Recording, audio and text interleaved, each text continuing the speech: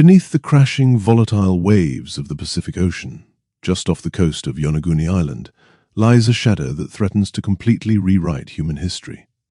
In 1986, a local diver named Kihachiro Aratake plunged into the freezing waters, searching for hammerhead sharks. What he found instead was an architectural impossibility. Emerging from the abyss was a colossal monolithic stone structure measuring 165 feet long and 65 feet tall. It didn't look like a coral reef. It looked like a temple. Welcome to the Yonaguni Monument, the exact point where the mainstream timeline of human civilization fractures. Almost immediately after its discovery, mainstream geologists rushed to the site, desperate to protect the established historical narrative.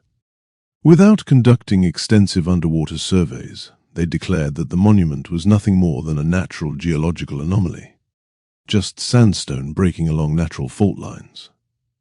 But true marine scientists refused to accept a narrative written from an office desk. Led by Dr. Masaki Kimura, a team of marine geologists spent the next 2 decades diving the site. They mapped every square inch of the structure under grueling underwater conditions. And their final conclusion was absolute. Nature does not build in perfect geometry. To understand the truth of Yonaguni, we have to strip away the opinions and look strictly at the mathematics of the stone. The monument features a massive, flat, retaining wall that drops perfectly straight down to the ocean floor. It has a grand staircase, with sheer, 90-degree right angles that match modern architectural tolerances. Even more damning are the perfectly round, equidistant post holes drilled directly into the solid rock, chemically and structurally identical to the enigmatic post holes found thousands of miles away at Puma Punku. These were clearly designed to hold massive wooden pillars for a structural canopy that has long since rotted away. Ocean currents do not drill perfect circles into stone.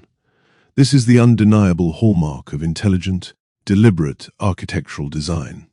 If the impossible right angles don't convince the skeptics, the artwork left behind will. Divers swimming just a few hundred feet from the main structure discovered a massive megalith carved into the unmistakable shape of a giant turtle.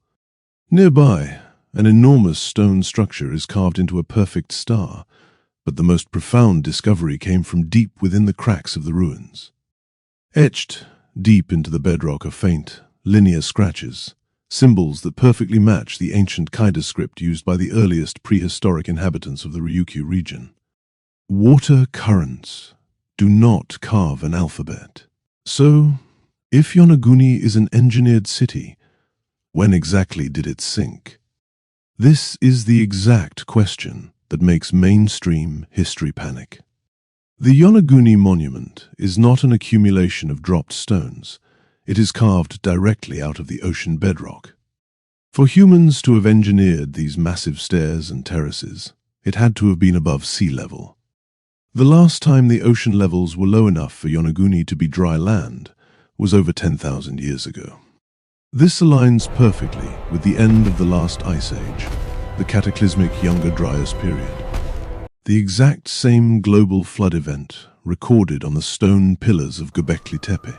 The history books tell us that civilized humanity began 5,000 years ago with primitive farming. But the physical drowned legacy of Yonaguni proves otherwise.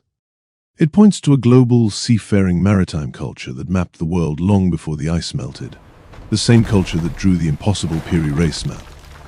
They were here, they were advanced, and they were washed away in a flash of cataclysmic water. How many more cities are waiting in the dark?